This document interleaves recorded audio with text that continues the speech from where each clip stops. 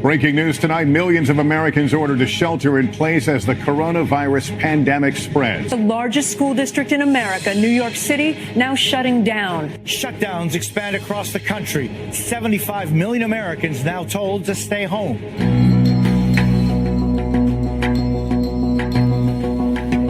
Last year, March 2020, we were celebrating our Purim party right here in the shul, and there was a buzz, a hype, COVID. What's going to be? Is the city going to lock down? Are we going to have to stay home? Will people be allowed to be around each other?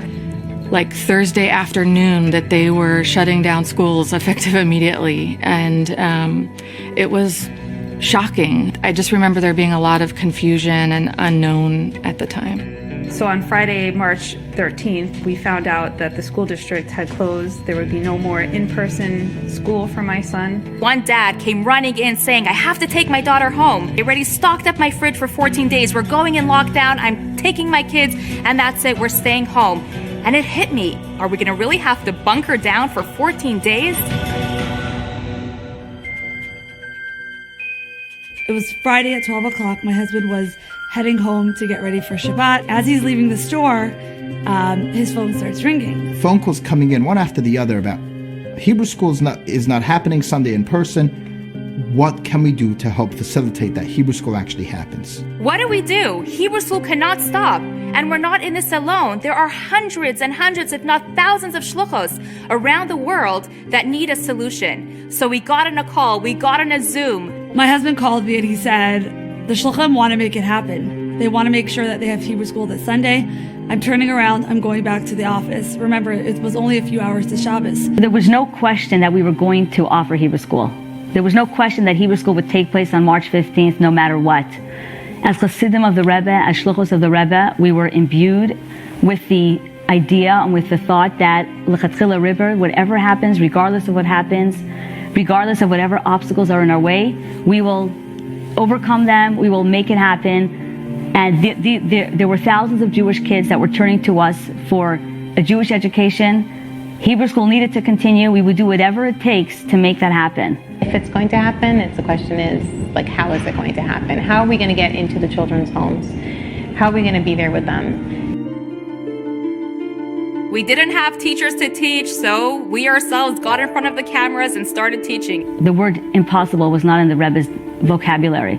Yes, it was physically, logically impossible. This is Friday morning. How are we ever going to produce a Hebrew school program by Sunday, less than 48 hours later, with Shabbat in between? But as the shluch of the Rebbe, was not even a question. Chabad didn't really miss a beat. Instead of meeting in person, we got emails and text messages and all of that stuff from Devorah about how to get online and for my son to just continue right where they were with his Jewish education, except just in a new format.